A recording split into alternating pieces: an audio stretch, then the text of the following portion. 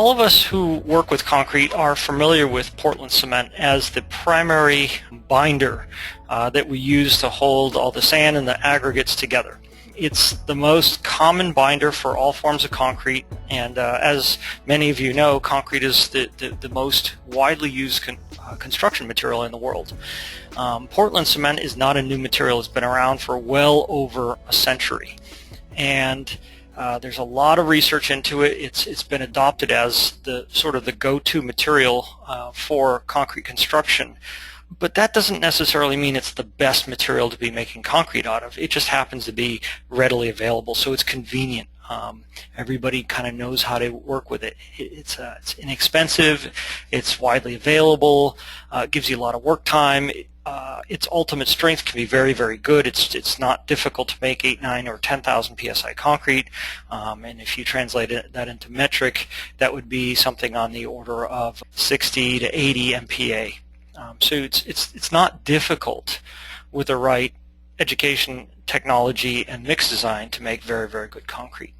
However, Portland cement does have some disadvantages, all of which are manageable because we all manage to deal with it. It's a slow reacting material. It takes a couple hours to set. It's very sensitive to temperature.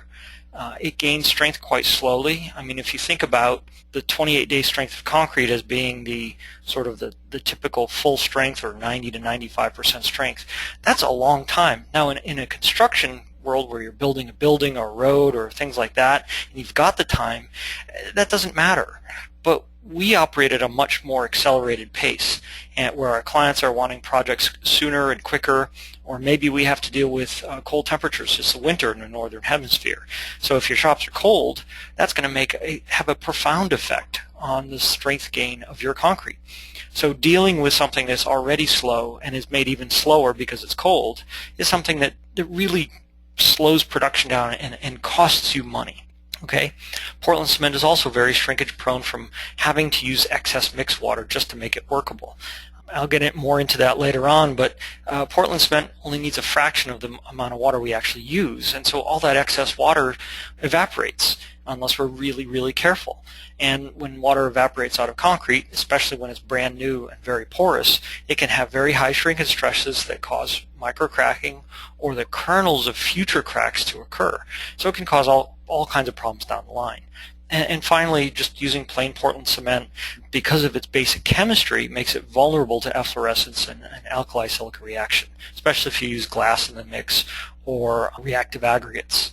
Generally, with Portland cement, the chemistry is fairly well understood. In fact, as a material that's been used worldwide for over 100 years, we're still studying it, and it's still not exactly known how everything works. But there's some very, very good ideas about it. So it's not a material that is 100% understood.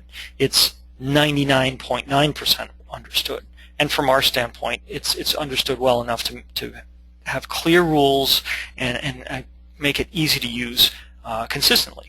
So the main reaction products, the things that we want to get out of concrete, Portland cement when we use it to make concrete, are calcium silicate hydrates. They're the glue that holds everything together. And in the concrete terminology, the shorthand, if you will, it's written as CSH, which stands for calcium silicate hydrates. And these are the crystalline filaments and the gel that forms, that ultimately turns into the crystals that bind everything together. So it's the glue, and that takes time.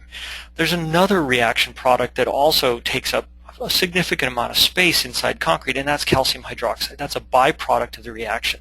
It doesn't add any strength, it just takes up space, and it's a troublemaker because that's what is the basis for a lot of efflorescence. It's the basis for alkali silica reaction, and if in outdoor concrete that calcium hydroxide can dissolve very easily and leach out and leave spaces behind. So I have articles that talk about that and so on. So I don't want to get too much into that, but calcium hydroxide is one of those big primary reaction products that always occurs in Portland cement. And then another element that a lot of people don't even think about or talk about is a mineral that forms called edringite. And there's various forms of primary edringite and secondary edringite, and depending on the chemistry of the concrete and when it occurs, it sometimes doesn't have any bad effects at all. and in the little scanning electron micrograph, you can see that's a electron microscope picture of the inside of Portland cement, and you can see the various components as they're forming. They all kind of form together. And I'm not sure how old this concrete is or anything about the concrete. All I know is that you can see the different elements. They have different shapes and different sizes, and we're not dealing with a material that is a solid. There's pore spaces, and the individual components, especially early on in the first few days and weeks, they're not all interconnected. It's not like you're pouring epoxy into a container and it forms a solid mass. These things are growing and knitting themselves together like roots growing into the ground, and that's where a lot of the trouble comes from. Is it takes a long time for this to become a strong solid, and until that happens, your concrete is weak and vulnerable. Okay, I had mentioned that Portland cement uses the mixed water slowly and incompletely. So theoretically, in the chemistry lab, the main components of Portland cement only need about a water-cement ratio of around 0.22 to 0.24. It kind of depends a little bit on the chemistry, but it's a very low amount. And normally, when we make concrete, we're using much more water than that. 0.3, 0.35, 0.4, or in the construction world might be 0.5, 0.6, or 0.7. So it only needs a tiny fraction of what we actually use.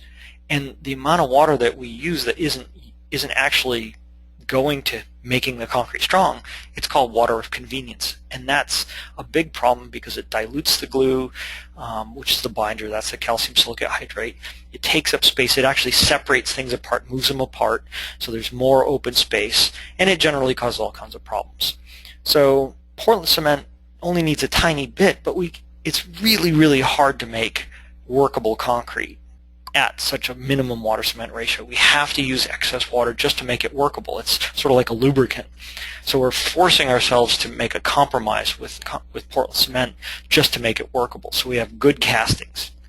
So if you combine the fact that it gains strength very slowly and needs only a portion of the water we have to use to make it workable, well, that adds up to the potential for greater shrinkage, curling, warping, shrinkage cracks, and all kinds of problems. Now, one way to get around having to use so much water is to use superplasticizers, but they still need some water to work, so they're not going to make it so that you don't need any excess water. You just minimize it. Okay, so superplasticizer, and anybody who knows about my philosophy on mix design is use as low water cement ratios you can get away with and use a very powerful superplasticizer. We're eliminating that. We're getting rid of all that excess water we don't need. We still need a little bit, but we're still dealing with the fact that the Portland cement, the stuff that makes the glue, that's happening very slowly. And there's not much we can get around that issue. Portland cement there are different chemistries within it. So I had talked about the primary compounds. I had mentioned the tricalcium silicates, the dicalcium silicates, and all that stuff. Every different type of cement, Portland cement, has different proportions of those. So there's type 1 cement, type 3 cement, type 4, type 2, type 5. They all have different proportions of these primary ingredients, and that's determined by the cement plant. And I'm not trying to overwhelm you with chemistry, but I'm just trying to draw the curtains and let you see that there's a lot of complexity within that gray powder we use. The exact composition of each type of cement you use is going to vary. It can vary by brand. It can vary depending on what raw ingredients the manufacturer has. Different manufacturers have different recipes for their type 1 Portland cement, or for the intended use, whether it's air entrained or it's a type 2 versus type 3. And there's batch-to-batch random variation, so it's not always exactly the same. And if you look at the chart, if you can see my cursor here, the top row where it says type 1, so there's different chemical compositions. What I'm talking about here is the potential compound composition. So C3S, that's your tricalcium silicates. That gives you your early strength. And then the dicalcium silicates here, that's your long-term strength. And these are the tricalcium aluminates that are responsible for flash set that have to be tempered with the gypsum. And then C4AF, that's the tetracalcium aluminum ferrite. That largely doesn't have anything to do with strength. It's kind of what makes gray Portland cement gray. So you can see here a lot of gray cement has about 8% of that, and yet white cement has very little of it.